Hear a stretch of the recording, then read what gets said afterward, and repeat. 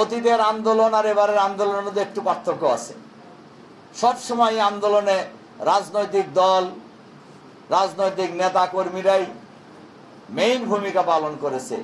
আর জুলাই বিপ্লবে রাজনৈতিক দল এখানে আসলে কোনো মুখ্য ভূমিকা পালন করতে পারে নাই। একটা দলের মহাসচিব বলছেনই যে এটা ছাত্রদের আন্দোলনের সাথে আমাদের কোনো সম্পর্ক নাই। এখন তো বেচারা আমার ধারণা কিছুটা বিপদই পড়ছে কথাটা কয়া।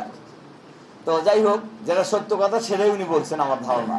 তো আমি যে কথা বলার জন্য কথাটা বলছি, এবারে জুলাই বিপ্লবেও এই দেশের সকল শ্রেণী পেশার মানুষই ঐক্যবদ্ধভাবে ফ্যাসিবাদের বিরুদ্ধে লড়াই সংগ্রাম করে ফ্যাসিবাদী সরকারকে পদত্যাগ করতে বাধ্য করেছে এবং উনি পদত্যাগ করে বিদেশে পালিয়ে গিয়েছেন।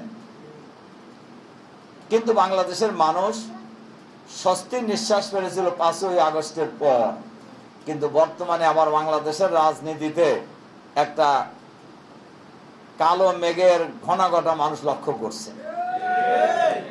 দেখা যাচ্ছে প্রায় 2000 মানুষের জীবন, প্রায় 40,000 মানুষ আহত এবং পঙ্গুত্বের মধ্য দিয়ে আমরা যে নতুন বাংলাদেশ পেয়েছি, স্বাভাবিকভাবেই এই বাংলাদেশে সবাই ওয়াদা করেছিলেন এবং আমাদের বর্তমান অন্তর্বর্তীকালীন সরকারের প্রধান উপদেষ্টা মাননীয় ইউনূস সাহেব, উনি জাতির কাছে ওয়াদা করেছিলেন সংবিধানের মৌলিক সংস্কার করবেন, একটি ঐতিহাসিক নির্বাচন জাতির কাছে উপহার দেবেন, ইত্যাদি ইত্যাদি অনেক কথা উনি বলেছেন। এখন কিন্তু দেখা যাচ্ছে কিছু ঢিলাঢালা ভূমিকা পালন করতেছে। এটা জাতি প্রত্যাশা করে না। তার কারণ এই অন্তর্বর্তীকালীন সরকার কোনো দলীয় সরকার নয়। এই অন্তর্বর্তীকালীন সরকারকে কোনো দল ক্ষমতায় বসায় নাই। এই সরকার নিরপেক্ষ সরকার, আর এই দলকে ক্ষমতায় বসিয়েছেন এই দেশের জনগণ। সুতরাং সরকারকে নিরপেক্ষ ভূমিকা পালন করতে হবে। আমরা জানি সরকারের সাথে কিছু সংখ্যক লোক জড়িত আছেন, যারা কেউ কেউ উপদেষ্টাও আছেন, তারা সরকারকে মিসগাইড করার চেষ্টা করছেন।